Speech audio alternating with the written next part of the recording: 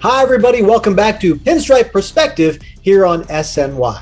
Along with Conor Foley, I'm Sweeny Murti. Coming up in this episode, an interview with the Yankees Vice President of Amateur Scouting, Damon Oppenheimer. Conor, this is a pretty exciting time of year in the amateur scouting and minor league world with the draft coming up upon us, and the first-round pick from last year's draft, Trey Sweeney, has had a pretty interesting season so far.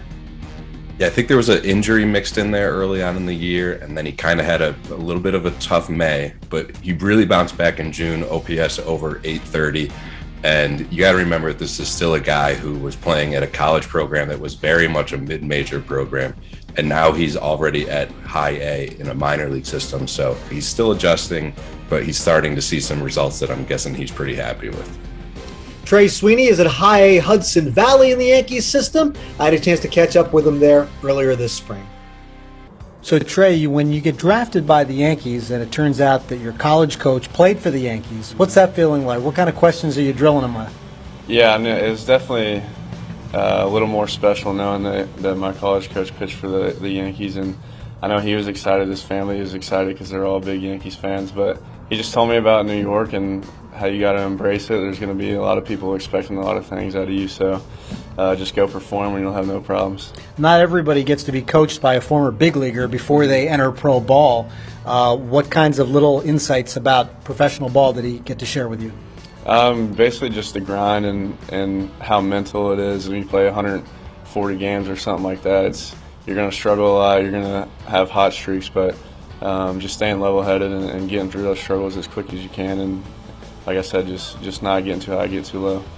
Is that maybe the biggest adjustment you've had to think about between college ball to professional ball? Yeah, definitely. I think playing every single day and facing this good a competition and struggling a little more than you're used to, obviously, being in pro ball, it's a bit of an adjustment to make, but as I said, just keeping a level head and working out of those struggles and learning from your mistakes is definitely important, especially when you play every day. You get the opportunity to learn a little bit more. What's the thing that you've noticed with technology and how it's helped your swing? Whether it was how much did you use it in college, and what have you used and done with it since you've joined professional ball?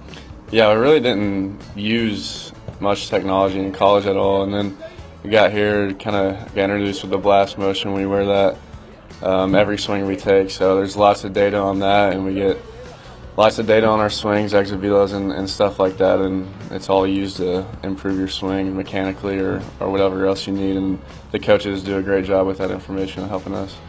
Playing at High A here at Hudson Valley, you get the benefit of a rules change that isn't in the big leagues yet. What's it like as a left-handed hitter hitting with a right side that's not overloaded with fielders?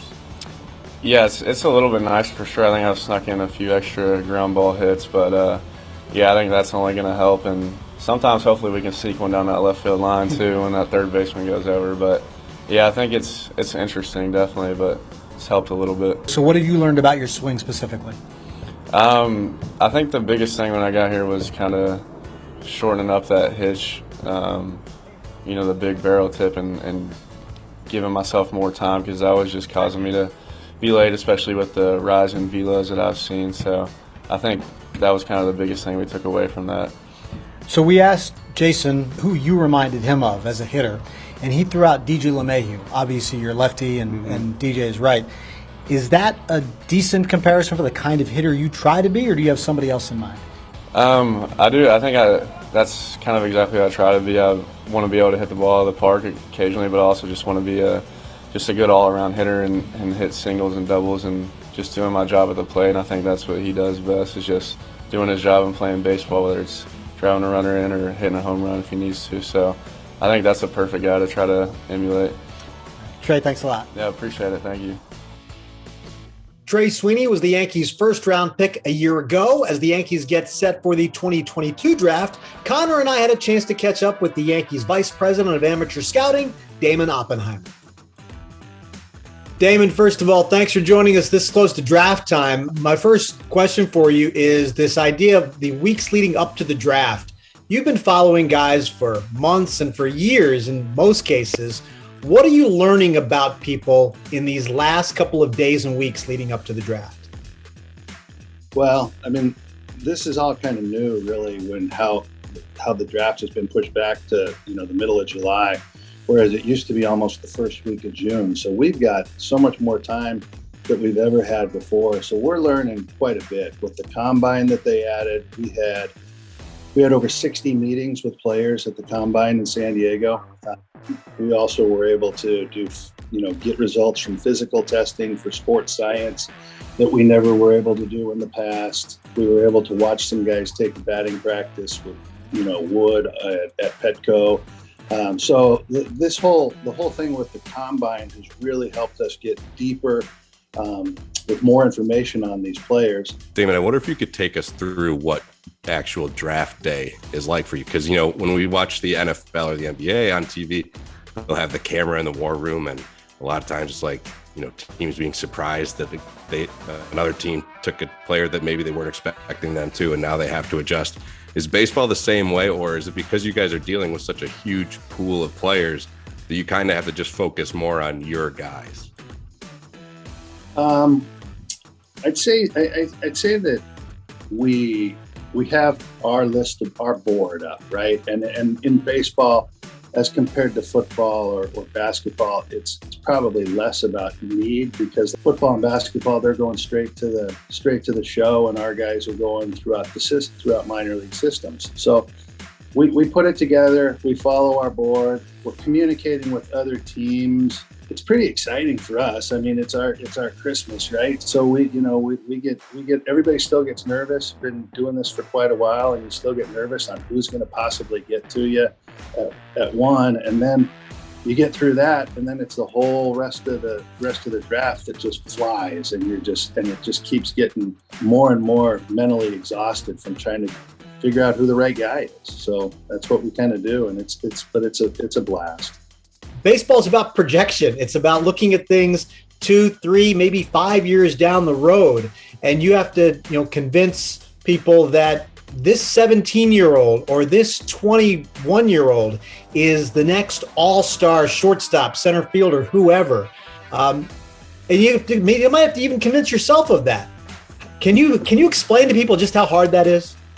Yeah, it's really difficult. I mean, if you think about it in these kind of terms, it takes most kids around 5 years to get through the minor leagues. And we're talking about starting at 17 to 21 years old. And to put together 5 good seasons in a row in terms of performance to get yourself to the big leagues is difficult. I mean, we can tell just by looking at major league players how many you can count that put 5 consecutive good years together, right? I mean, so sometimes that's a big deal with these kids, is that it's hard to get through the minor leagues and perform at the level that it takes to get to the big leagues.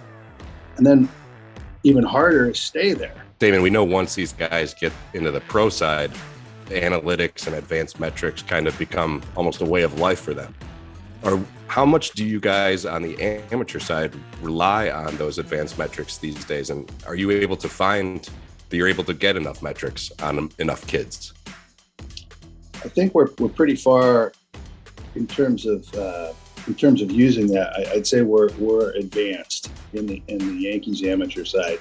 It's not something that just totally we rely on, because at the amateur level, there's still a long way to go with growth. Kids getting stronger, that they need that their analytics aren't always going to be what a guy in AAA is, or you're not going to compare exit velocity with Aaron Judge for somebody who's 17 years old. But we do look at it. We do use it to maybe move the needle. It's a nice blend. I think it's a real good blend from what we're doing with amateur, combining the old school, I guess, scouting with the new school to try to get the right school, I guess you'd say. Damon, when you finally get through the draft, when we look at the list of players you drafted, we try to figure out, okay, what's the theme here? Were they going after pitchers? Were they going after catchers, shortstops, college players, high school players? In reality, there's not any real method to that madness, right? It just kind of works its way out as you shift down the board.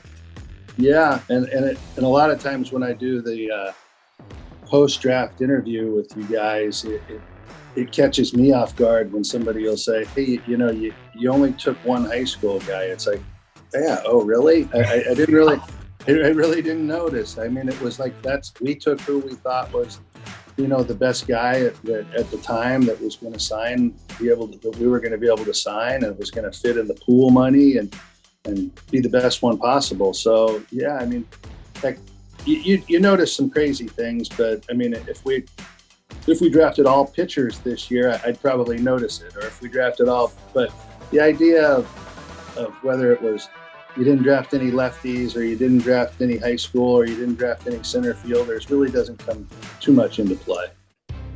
And now it's time for an alternate angle with Conor Foley. Conor, there's a pitcher in the Yankee system that has at times appeared unhittable, and you've seen a lot of them lately.